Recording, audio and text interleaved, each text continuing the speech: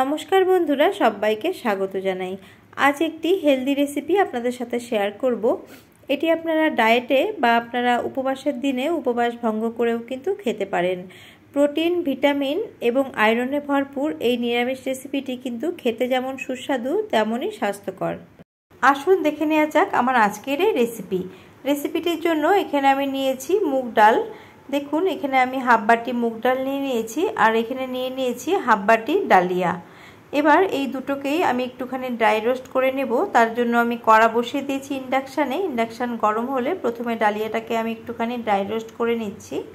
আপনারা কিন্তু কাঁচা ডালিয়া দিয়েও খিচুড়ি বানাতে পারেন, কিন্তু এখানে ডালিয়াটা যদি একটুখানি ভেজে নেন তাহলে কিন্তু খেতে খুবই ভালো লাগবে, আর যে একটা পিচ্ছিল ভাব হয় সেটাও কিন্তু হবে না। এর আগে আমি ডালিয়ার উপমার রেসিপি শেয়ার করেছিলাম, আপনাদের সেটা খুবই ভালো লেগেছে জেনে আমার খুবই ভালো লাগছে। আর আপনারা যদি সেটি না দেখে থাকেন অবশ্যই আপনারা ভিজিট করতে পারেন। দেখুন, ডালিয়াটা ভাজা হয়ে গেছে, সুন্দর গন্ধ ছাড়তে শুরু করেছে। এবার আমি একটা বাটির মধ্যে এটাকে ঢেলে রাখছি, ঢেলে ভালো করে ধুয়ে নেব। ওই কড়াটাই আবার বসিয়ে দিয়ে এবার আমি মুগ ডালটাকেও হালকা করে ভেজে নেব। মুগ ডাল ভাজার সময় অনবরত নাড়তে হবে, খেয়াল রাখতে হবে ডালটা যাতে বেশি ভাজা না হয়, তাহলে কিন্তু সেদ্ধ হতে সময় লাগবে। মুগ ডালটা নামিয়ে ভালো করে আমি ধুয়ে নিচ্ছি। আর এদিকে ইন্ডাকশানের মধ্যে আমি একটা বড় জায়গাতে 1 লিটার মতো জল এখানে বসিয়ে দিচ্ছি।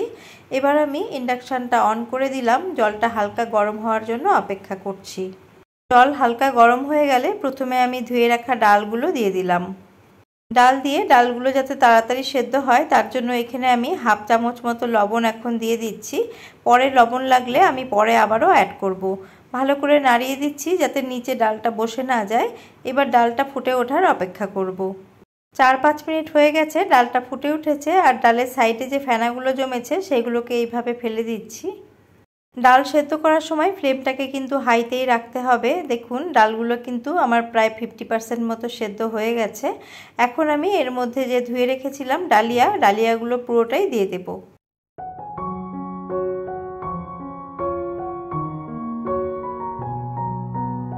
ডালিয়া দেওয়ার পরেও আবারও ভালো করে একটু নেড়ে দিচ্ছি যাতে নিচে ধরে না যায়। দেখুন, জলটা কিন্তু ফুটতে শুরু করেছে। এবার এর মধ্যে আমি কিছু সবজি অ্যাড করছি।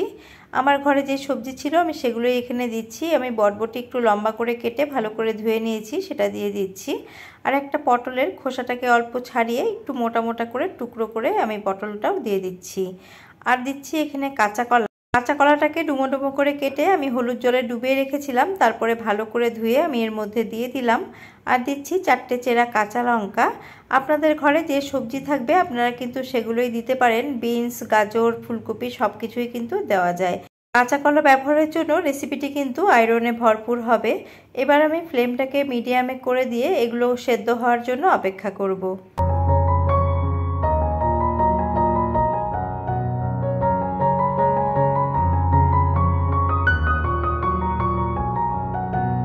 6 থেকে 7 মিনিট পর ফিরে এসেছি। দেখুন, এগুলো কিন্তু অনেকটাই সেদ্ধ হয়ে এসছে, আর একটুখানি সেদ্ধ হবে, কিন্তু জলের পরিমাণটা অনেকটাই কমে গেছে। আমি একটা পাত্রতে জল গরম করে রেখেছিলাম, সেই জলটাই এখানে দেব। খিচুড়ি রান্নার সময় কিছুটা পরিমাণ জল ফুটিয়ে রাখতে হবে আর প্রয়োজন মতো সেটাই ব্যবহার করতে হবে, তাহলে কিন্তু খিচুড়ির টেস্ট খুব ভালো হবে। এখানে প্রয়োজন মতো আমি হলুদ গুঁড়ো দিয়ে সমস্তটা ভালো করে মিশিয়ে নিচ্ছি। এখানে আমি আরও 1 কাপ মতো গরম জলের ব্যবহার করেছি, আর এগুলোকে আরও 3 থেকে 4 মিনিট আমি ফুটিয়ে নেব।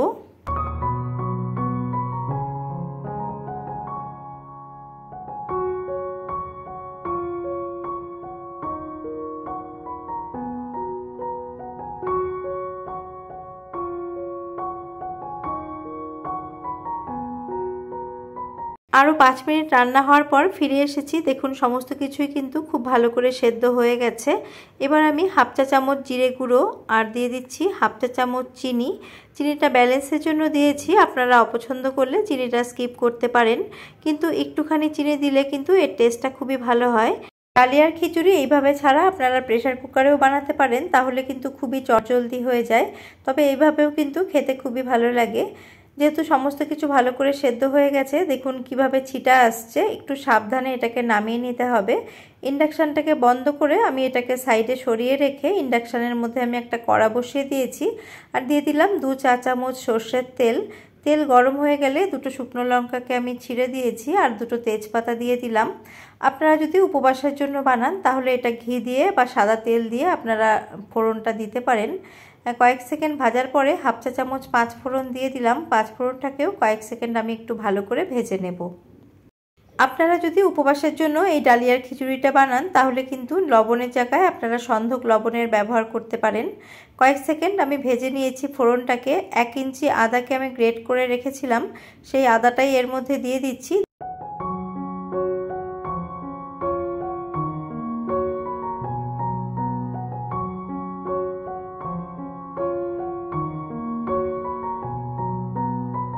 আদা দেওয়ার পরে খুব বেশি কিন্তু ভাজবো না, কয়েক সেকেন্ড ভেজে নিয়ে আমি খিচুড়িটা কড়ার মধ্যে ঢেলে দেব। ডালিয়ার খিচুড়ি একদম রেডি হয়ে গেছে। আপনারা নামানোর আগে 1 চামচ ঘি দিয়ে নিতে পারেন, তাহলে কিন্তু আরও ভালো লাগবে। আর দেখুন আমি সমস্তটা ভালো করে নেড়ে দিচ্ছি। নেড়ে দিয়ে আমি ইন্ডাকশানটাকে অফ করে দিয়েছি। এবার 5 মিনিট স্ট্যান্ডিং টাইমে রেখে তারপরে আপনাদের সার্ভ করে দেখাবো। ব্রেকফাস্টে বা ডিনারে এইরকম যদি 1 বাটি ডালিয়ার খিচুড়ি খাওয়া যায় তাহলে হেলথ তো ভালো থাকবেই, আর ওয়েটও কিন্তু একদমই বাড়বে না, আর অনেকক্ষণ পেটও ভরা থাকবে। এই খিচুড়ির ওপরে ড্রাই রোস্ট করে নেওয়া বাদাম ভেজে ছড়িয়ে দিলে কিন্তু দারুণ লাগে খেতে। আর আপনাদের রেসিপিটি কেমন লাগলো জানাতে ভুলবেন না। আপনারা তো অনেকেই হয়তো এইভাবে করে থাকেন, আমি যেভাবে করি আজকে সেটাই শেয়ার করলাম। আর নতুন কোনো বন্ধু আমার চ্যানেলে এসে থাকলে, ভিডিওটি ভালো লেগে থাকলে আমার চ্যানেলটিকে সাবস্ক্রাইব করার অনুরোধ রইল। আজ এই পর্যন্তই, নমস্কার।